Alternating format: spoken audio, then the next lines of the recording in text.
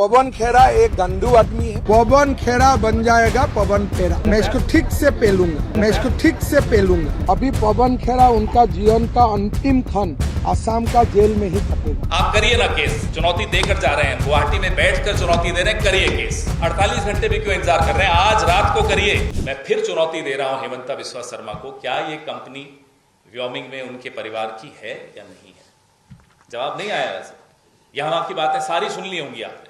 Wyoming में ये company उनके परिवार की है या नहीं है, ये मैं फिर पूछ रहा हूं। और हम ये जानना चाहते हैं ये कंपनी खोलने के लिए केवाईसी क्या दिया आपने, ये किसी कारण से पूछ रहा हूं। अब मैं आपको 2 सेल डीड्स, टाइटल डीड्स दिखा रहा हूं। ये दोनों टाइटल डीड्स दुबई में प्रॉपर्टीज हैं। एक फ्लैट है, एक होटल का एक स्वीट है, खरीदा गया है। एम ग्रुप, रिनिकी भुयान शर्मा, ये दोनों प्रॉपर्टीज हम फिर से दोहराते हैं। इसकी भी मैं इंतजार कर रहा हूं। 12 बजे मैंने प्रेस कॉन्फ्रेंस की थी। बघेल साहब को भी मैंने दिन में 4 बार आज फोन किया। गौरव भाई को भी मैंने 5-6 बार डिस्टर्ब किया। बंधु जी को मैं सुबह से फोन ही करे जा रहा हूं कि साहब जवाब दिया कि प्रॉपर्टीज हैं या नहीं है।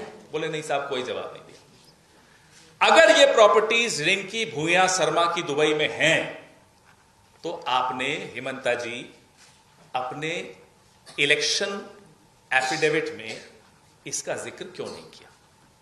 बहुत गंभीर सवाल है और इस सवाल से बच रहे हैं।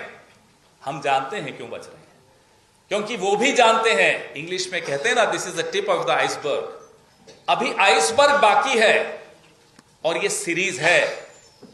चुनाव भले खत्म हो जाए, ये सीरीज चलती रहेगी हिमंता जी, क्योंकि बंटी और बबली गिरफ्तार होंगे।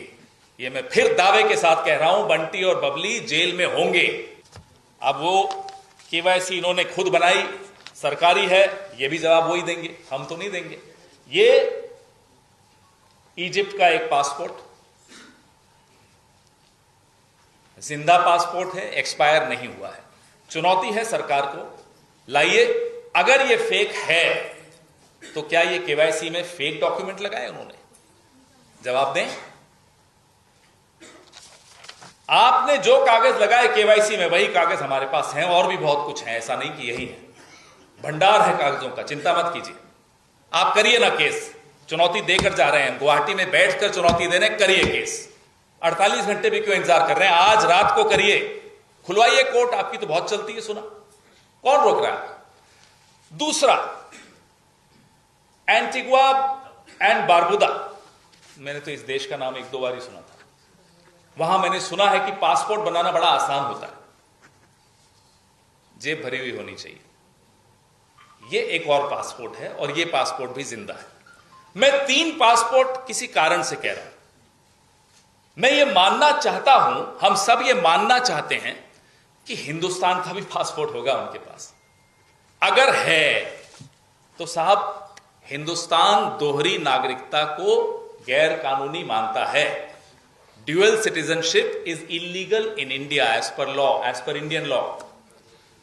तो आप बताइए कि आप इंडियन नेशनल हैं या नहीं है रिंकी जी? अगर हैं तो आपके पास 3 पासपोर्ट हैं, और अगर आप नहीं हैं, बहुत बढ़िया, फिर आपके पास 2 ही पासपोर्ट होंगे। और भी पासपोर्ट निकल सकते हैं। और अगर रिनिकी जी के पास 2 या 3 पासपोर्ट हैं, एक गोल्डन वीजा है, तो क्या यह सवाल जायज नहीं होगा कि हिमंता जी आपके कितने पासपोर्ट हैं? क्या आपके परिवार के बाकी सदस्यों के भी कोई पासपोर्ट्स हैं?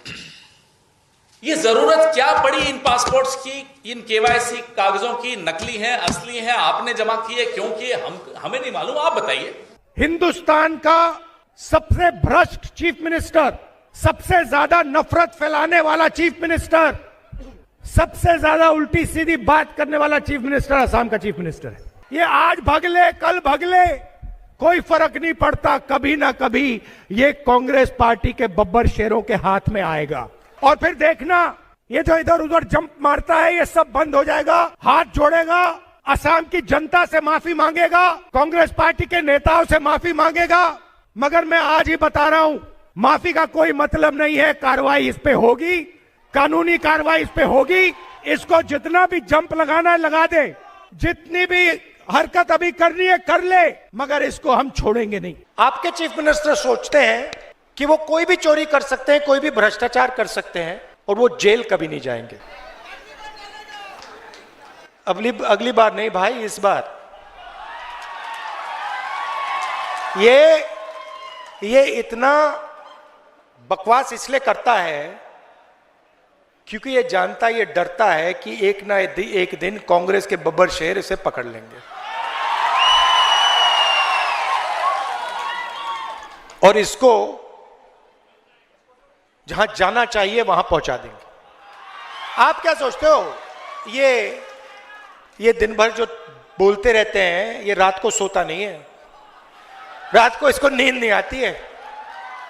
देखो, जो डरता नहीं है वो ज्यादा नहीं बोलता, वो चुप रहता है, अपना काम करता है। जो डरता है वो बोलता रहता है 24 घंटे। इसको बहुत टाइम मिलेगा बोलने के लिए जेल में, बहुत टाइम मिलेगा, 10-15 साल इसको जेल में बोलने का टाइम मिलेगा। अच्छा, ये सोच रहा है कि भैया मैं बड़ा होशियार हूं, मेरे पास पैसा है, मैं चीफ मिनिस्टर हूं। इसको ये बात समझ नहीं आ रही है कि इसका भी टाइम आएगा, इसके खिलाफ भी कार्रवाई होगी, असम की जनता, असम के कोर्ट्स इस पर एक्शन लेंगे।